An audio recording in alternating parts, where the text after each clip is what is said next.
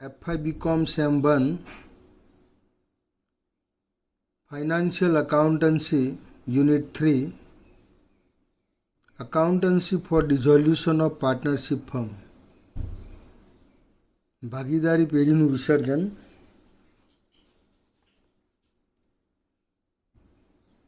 Dissolution of firms ભાગીદારી પેઢીનું વિસર્જન. When the business of the firm is closed down and the relation of partners comes to an end, the firm is said to have been dissolved.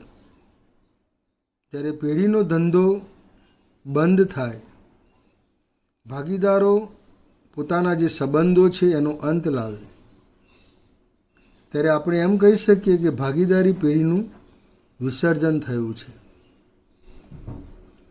There is a distinction between the dissolution of partnership and dissolution of firm. ભાગીદારીનું વિસર્જન અને ભાગીદારી પેઢીનું વિસર્જન બંનેમાં તફાવત છે. When one or more partners sever their connection with the firm, but the remaining partners continue to carry on business, it is dissolution of partnership. જ્યારે ભાગીદારી પેઢીમાં એકથી વધુ ભાગીદારો પોતાના જે સંબંધો છે એનો અંત લાવે છે અને બાકીના જે ભાગીદારો છે એ ધંધો ચાલુ રાખે છે. અહીંયા ભાગીદારી પેઢીનું વિસર્જન થયું નથી, અહીંયા ભાગીદારીનું વિસર્જન થયું છે, કારણ કે ધંધો ચાલુ છે. But there is a complete breakdown of relating among all the partners and the business is closed down.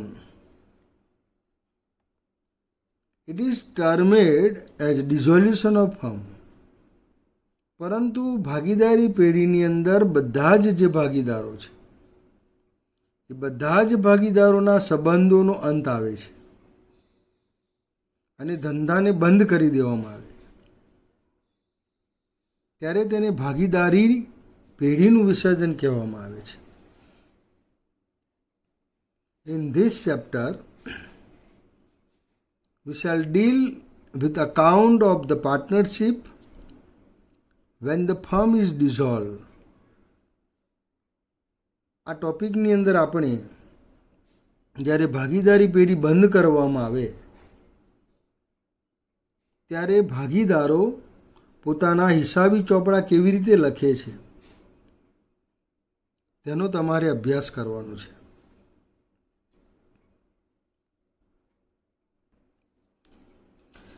Dissolution of partnership and firm ભાગીદારી અને પેઢીનું વિસર્જન. The dissolution of partnership between all the partners of a firm is called the dissolution of the firm. પેઢીના જે ભાગીદારો છે એ બધા જ ભાગીદારો વચ્ચે ભાગીદારીનું વિસર્જન એટલે પેઢીનું વિસર્જન કહેવામાં આવે છે. બધા જ ભાગીદારો છૂટા પડે, એમના સંબંધોનો અંત લાવે, ત્યારે ભાગીદારીનું વિસર્જન અને એની પેઢીનું વિસર્જન થયું કહેવાય. In dissolution of firm, the business of partnership is closed and after payment of all liabilities, the capital is returned to partners. પેઢીના વિસર્જનની અંદર ભાગીદારીનો જે સમગ્ર ધંધો છે બંધ કરવામાં આવે છે અને પેઢીની જે જવાબદારીઓ છે, પેઢીના જે દેવા છે એ દેવાને ચૂકવી દેવામાં આવે છે. ભાગીદારોની જે મૂડી છે મૂડી પણ પરત કરવામાં આવે છે. એમણે લોન આપી હોય તો લોન પણ પરત કરવામાં આવે છે. But in case of retirement, death of insolvency of a partner, if the remaining partners continue the old business of the firm, is called dissolution of partnership. પરંતુ જ્યારે કોઈ ભાગીદાર નિવૃત્ત થતો હોય, કોઈ ભાગીદારનું મૃત્યુ થયું હોય, અથવા કોઈ ભાગીદાર નાદાર થયો હોય, તો એવા સંજોગોમાં પેલો ભાગીદાર પેઢીમાંથી છૂટો થાય છે, પણ બાકીના જે ભાગીદારો છે એ ભાગીદારો ધંધો ચાલુ રાખે છે. તેને ભાગીદારીનું વિસર્જન કહેવામાં આવે છે. સર્કમસ્ટન્સ ઓફ ડિઝોલ્યુશન, વિસર્જનના સંજોગો. વિસર્જન કયા સંજોગોમાં થાય છે? The dissolution of partnership take place under the following circumstance. ભાગીદારીનું જે વિસર્જન છે, ભાગીદારી પેઢીનું જે વિસર્જન છે એ નીચેના સંજોગોની અંદર કરવામાં આવે છે. Number 1, on the death of partner. કોઈ ભાગીદારનું મૃત્યુ થાય ત્યારે પણ ભાગીદારીનું વિસર્જન થાય છે. પેઢીનું નથી કહેતો, ભાગીદારીનું વિસર્જન થાય છે. On the insolvency of A partner. કોઈ ભાગીદાર નાદાર થાય ત્યારે ભાગીદારીનું વિસર્જન થાય છે. On the retirement of partner. કોઈ ભાગીદાર નિવૃત્ત થાય ત્યારે. On the completion of particular venture. કોઈ સંયુક્ત સાહસનો ધંધો શરૂ કર્યો હોય અને આ જોઈન્ટ વેન્ચર એનો જે એઇમ છે એ એઇમ કમ્પ્લીટ થાય તો એ સંજોગોમાં આપોઆપ ભાગીદારી પેઢીનું વિસર્જન થાય છે અને સાથે સાથે ભાગીદારીનું વિસર્જન થાય છે. જોઈન્ટ વેન્ચર, સંયુક્ત સાહસ એટલે કોઈ ચોક્કસ હેતુ માટે ભેગું થવું અને એ હેતુ પૂર્ણ થતાં છૂટું થવું. એ તમારે આગળ એની સ્ટડી કરવાની આવશે. When the partners agri two dissolve the firm. પેઢીના ભાગીદારો જ સહમત થાય કે હવે આપણે ધંધો બંધ કરવો છે, તો એ સંજોગોમાં ભાગીદારી પેઢીનું વિસર્જન કરવામાં આવે છે. ખોટ સિવાય ધંધો ચાલતો ન હોય તો એ સંજોગોમાં પણ ભાગીદારી પેઢીનું વિસર્જન કરવામાં આવે છે. When the business of the firm become unlawful, ધંધો ચલાવવો ગેરકાયદેસર બને, એ સંજોગોમાં ભાગીદારી પેઢીનું વિસર્જન થાય છે. Under the following circumstance, the court will order the dissolution of the firm. નીચેના સંજોગોમાં જ્યારે કોર્ટ આદેશ કરે તો એ સંજોગોમાં પણ ભાગીદારી કે ભાગીદારી પેઢીનું વિસર્જન કરવામાં આવે છે. When a partner become of unsound mind. કોઈ ભાગીદાર અસ્થિર મગજનો થઈ ગયો હોય તો એને છૂટો કરવા માટે ભાગીદારીનું વિસર્જન કરવું પડે છે, પેઢીનું નહીં. When a partner become incapable of performing his duties. જ્યારે કોઈ ભાગીદાર પોતાની જે ફરજ છે એ ફરજ બજાવવા માટે અશક્તિમાન બને, અસમર્થ બને, તો એ સંજોગોમાં ભાગીદારીનું વિસર્જન કરવામાં આવે છે. When a partner is guilty of misconduct which is to affect business prejudicially. જ્યારે ભાગીદાર જાણી જોઈને ધંધાને ગેરમાર્ગે દોરતો હોય અને એની અસર ધંધા ઉપર થતી હોય તો એ સંજોગોમાં પણ ભાગીદારીનું વિસર્જન કરવામાં આવે છે. When a partner has transferred all of his interest in the firm to a third party. જ્યારે કોઈ ભાગીદારી પેઢીમાં પોતાનો જે હિસ્સો છે એ હિસ્સો સંપૂર્ણ કોઈ ત્રાહિત વ્યક્તિની તરફેણમાં કરતો હોય તો એ સંજોગોમાં પણ ભાગીદારીનું વિસર્જન કરવામાં આવે છે.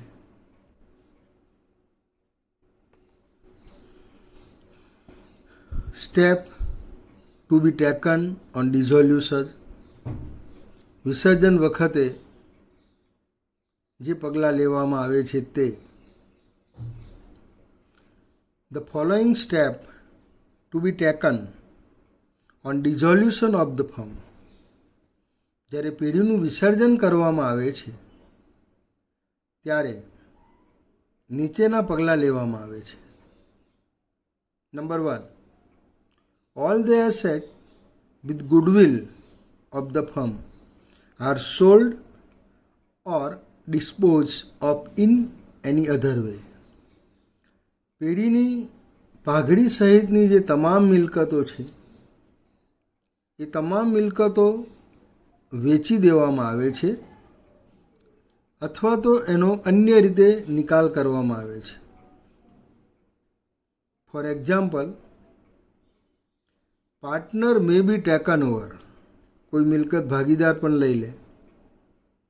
પેઢીની અંદર જે ખુરશીમાં બેસતો હોય એ ખુરશી એને ગમતી હોય તો પેઢીનું વિસર્જન થાય ત્યારે એ ખુરશી પોતે ખરીદી લે. એટલે એ રીતે પણ પેઢીની જે મિલકતો છે એનો નિકાલ કરવામાં આવે છે. Second, in this amount of realise first payment will be third party liabilities. આ જે મિલકતો વેચો એમાંથી જે રકમ મળે છે એ રકમમાંથી પ્રથમ ચૂકવણી પેઢીના જે ત્રાહિત પક્ષના દેવા છે એમને ચૂકવવામાં આવે છે. The partners loan have advance to the firm are repaid. ભાગીદારોએ પોતાની મૂડી ઉપરાંત પેઢીને જે વધારાની લોન આપેલી છે એ લોન ત્યાર પછી પરત કરવામાં આવે છે.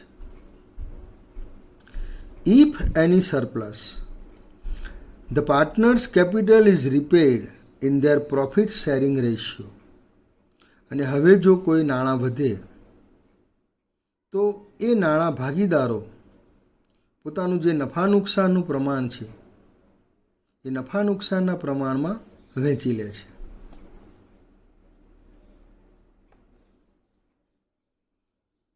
Mode of settlement of account. હિસાબોની પતાવટ કેવી રીતે કરવામાં આવે છે આ બધી શોર્ટ નોટ તરીકે તમારે કેટલીક વખત પૂછાય છે એટલે આને તૈયાર કરવી જરૂરી છે. When a firm is dissolved, the assets are sold off and out of the proceeds, the liability of the firm are paid off. જ્યારે ભાગીદારી પેઢીનું વિસર્જન કરવામાં આવે છે ત્યારે બધી જ મિલકતો વેચવામાં આવે છે અને એમાંથી જે રકમ ઉપજે છે એની ઉપજમાંથી પેઢીની જે જવાબદારીઓ છે એ ચૂકવી દેવામાં આવે છે. Then the surplus is applied in payment of partners loan if any. જો ભાગીદારે કોઈ લોન આપેલી હોય તો ત્યાર પછી આ વધારો એની ચૂકવણી માટે ઉપયોગમાં લેવાય છે. Finally the capital of partners is return. અને છેલ્લે ભાગીદારોની મૂડી પરત કરવામાં આવે છે. When there is an agreement among partners, the account should be settled accordingly. ભાગીદારો વચ્ચે પેઢીની સ્થાપના વખતે કરાર થયો હોય તો એ પ્રમાણે ભાગીદારી પેઢીનું વિસર્જન કરવામાં આવે છે અને એને અનુસરવામાં આવે છે. If there is no such agreement, જો આવી કોઈ કરાર થયેલો ન હોય, the provision of section 48 of the Indian Partnership Act 1932 applies. ત્યારે 1932નો જે ભાગીદારી પેઢીનો ધારો છે એની કલમ 48ની જે જોગવાઈ છે એ જોગવાઈ પ્રમાણે હિસાબી પતાવટ કરવામાં આવે છે. The rules are as under. એનો જે નિયમ છે એ નીચે પ્રમાણે છે. ફોર લોસીસ, નુકસાન માટે. પેઢીનું જે નુકસાન છે એ નુકસાન કેવી રીતે ભરપાઈ કરવામાં આવે છે. Losses including deficiency of capital shall be paid first out of profits. મૂડીની ખાધ સહિતની જે ખોટ છે એ ખોટ પ્રથમ જો પેઢીનો નફો થયો હોય તો એ નફામાંથી ચૂકવાશે. Next out of capital. ત્યાર પછી ભાગીદારોની જે મૂડી છે એ મૂડીમાંથી એ નુકસાન ચૂકવવું પડશે. And lastly, if necessary by the partners individually in the proportion in which they were entitled to share profit.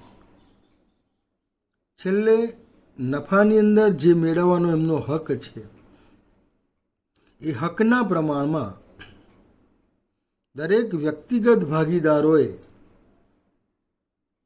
આ નુકસાન ભરપાઈ કરવું પડશે. એટલે કે એમના નફા નુકસાનના પ્રમાણમાં આ જે ખોટ છે એ ખોટ ભરપાઈ કરવી પડશે. એસેટ ડિસ્ટ્રીબ્યુશન, મિલકતની વહેંચણી. The asset of the firm shall be applied in the following manner and order. પેઢીની જે મિલકતો છે એ મિલકતો નીચે પ્રમાણે અને નીચેની પદ્ધતિએ એનો ઉપયોગ કરવામાં આવે છે અને વહેંચવામાં આવે છે. વિથ ડેફિશિયન્સી ઓફ કેપિટલ, મૂડીની ખાધ સહિત જે ખોટ હોય. In paying the debts of the firm to third parties. ત્રાહિત વ્યક્તિના પેઢીના દેવા ચૂકવવા માટે પ્રથમ એ મિલકતો જે વેચવામાં આવી છે એનો ઉપયોગ દેવા ચૂકવવા માટે કરવામાં આવે છે. Second, the partners loan have advance to the firm are repaid. ત્યાર પછી ભાગીદારોએ પેઢીને પોતાની મૂડી ઉપરાંતની જે વધારાની રકમ આપેલી છે એ રકમ પહેલાં ચૂકવી દેવામાં આવે છે. In paying to each partner ratably what due to him on account of capital. હવે ભાગીદારોના જે મૂડી ખાતા છે એ મૂડી ખાતામાં ભાગીદારોની જે મૂડી છે એમની જે રકમ નીકળતી હોય એ રકમ પ્રમાણસર ચૂકવવામાં આવે છે. એન્ડ ધ રેસિડ્યુ, અને હવે જો કોઈ વધારો હોય તો if any, shall be divided among the partners in the proportion in which they were entitled to share profit. અને જો હવે વધારો હોય તો એ વધારો ભાગીદારો વચ્ચે એમનું જે નફા નુકસાનનું પ્રમાણ છે એ નફા નુકસાનના પ્રમાણમાં ચૂકવવામાં આવે છે. Not firm debts and private debts. પેઢીના દેવા અને અંગત દેવા. The liability of partners are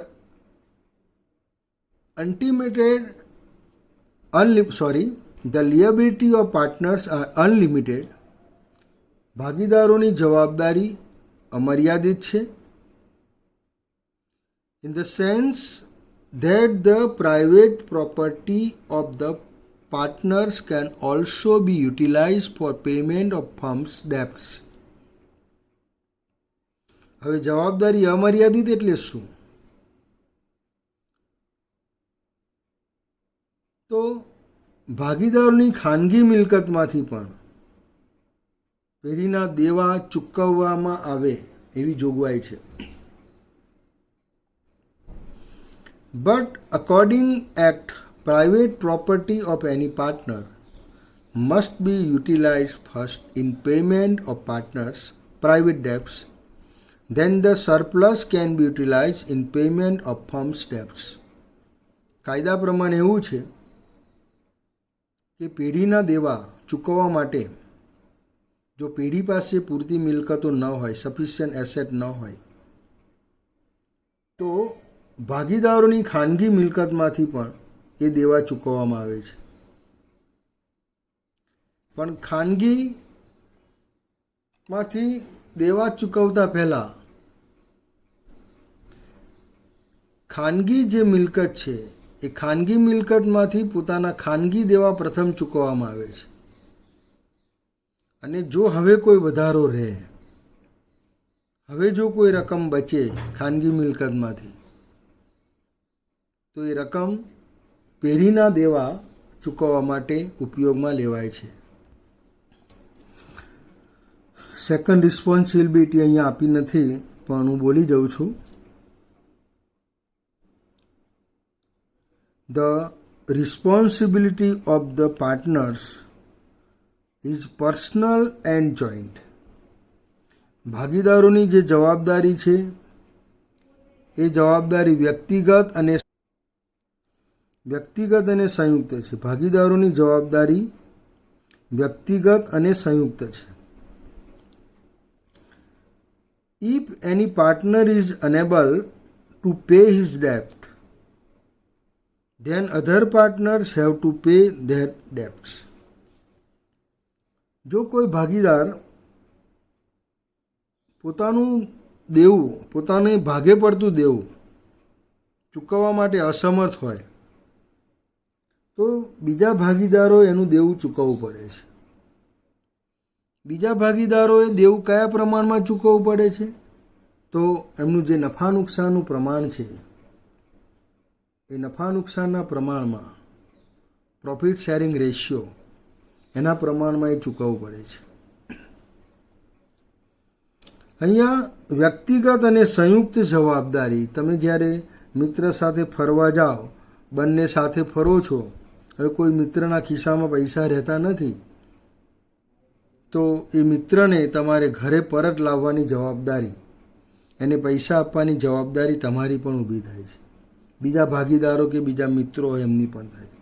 એમ ભાગીદારી પેઢીનું વિસર્જન થાય અને કોઈ ભાગીદારના ભાગે માનો કે 50,000 રૂપિયાનું દેવું આવ્યું, હવે એ ભાગીદાર એની ખાનગી મિલકતમાંથી તમને 25,000 રૂપિયા આપી શકે એમ છે, તો રિમેનિંગ અમાઉન્ટ ₹25,000 એ બાકીના જે ભાગીદારો છે, રિમેનિંગ પાર્ટનર્સ, એમનું જે નફા નુકસાનનું પ્રમાણ છે, પ્રોફિટ શેરિંગ રેશિયો, એના પ્રમાણમાં એ રકમ ચૂકવશે.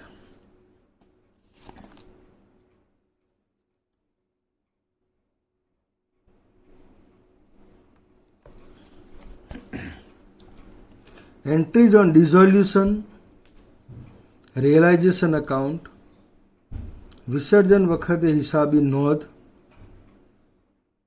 માલ મિલકત નિકાલ ખાતું. On dissolution of firm, books of account are closed. જ્યારે ભાગીદારી પેઢીનું વિસર્જન કરવામાં આવે છે ત્યારે પેઢીના બધા જ ચોપડા બંધ કરવામાં આવે છે. For this purpose, all assets of the firm are disposed of and liabilities paid off. આ હેતુ માટે પેઢીની તમામ મિલકતો વેચી દેવામાં આવે છે અને પેઢીના તમામ દેવા ચૂકવી દેવામાં આવે છે. For closing the account of asset and liabilities, મિલકતો અને જવાબદારીઓના જે ખાતા છે બંધ કરવા માટે the realisation account is opened, માલ મિલકત નિકાલ ખાતું ખોલવામાં આવે છે. All the assets and liabilities are transferred to this account from balance sheet. આ બધી જ મિલકતો અને જવાબદારીઓ પાકા સરવૈયામાંથી આ ખાતામાં ટ્રાન્સફર કરવામાં આવે છે. Assets have debit balance. મિલકતો જે છે એની ઉધાર બાકી હોય છે. Hence they are credited in order to close those accounts. એ ખાતા બંધ કરવા માટે એને જમા કરી દેવાની. and are shown on debit side of realization account. અને માલ મિલકત નિકાલ ખાતાની એને ઉધાર બાજુ તમારે બતાવવાની છે. ટૂંકમાં બેલેન્સ શીટમાં જે એસેટ સાઈડ મિલકત આપેલી છે એ બધી જ મિલકતો માલ મિલકત નિકાલ ખાતાની ઉધાર બાજુ તમારે લઈ જવાની છે.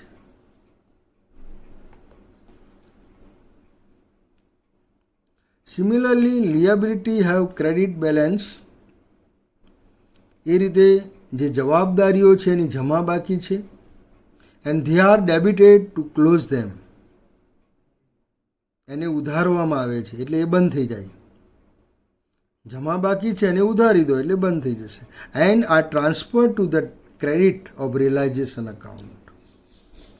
અને એને માલ મિલકત નિકાલ ખાતાની જમા બાજુ લઈ જવામાં આવે છે. The sales proceeds of asset are credited to realization account.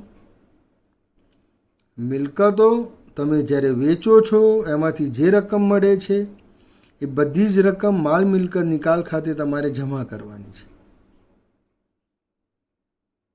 Van liability are paid off. અને જ્યારે જવાબદારીઓ ચૂકવવામાં આવે ત્યારે they are shown on the debit side of the realisation account. અને આ જે જવાબદારીની ચૂકવણી છે એ માલ મિલકત નિકાલ ખાતાની ઉધાર બાજુ તમારે બતાવવાની છે. The balance of realisation account. માલ મિલકત નિકાલ ખાતાની હવે બાકી આવશે બંધ કરશો એટલે પ્રોફિટ ઓર લોસીસ, નફો કે નુકસાન, is transfer two partners capital account in their profit sharing ratio. એમના જે મૂડી ખાતા છે મૂડી ખાતામાં એમનું જે નફા નુકસાનનું પ્રમાણ છે એ નફા નુકસાનના પ્રમાણમાં તમારે એને લઈ જવાની છે, ટ્રાન્સફર કરવાની છે. નફો હોય તો ક્રેડિટ સાઇડ, ખોટ હોય તો debit side. The following general entry will be pass. આ માટે નીચેની જે હિસાબી નોંધો છે એ હિસાબી નોંધો તમારે પસાર કરવાની છે, પેઢીના ચોપડે લખવાની છે.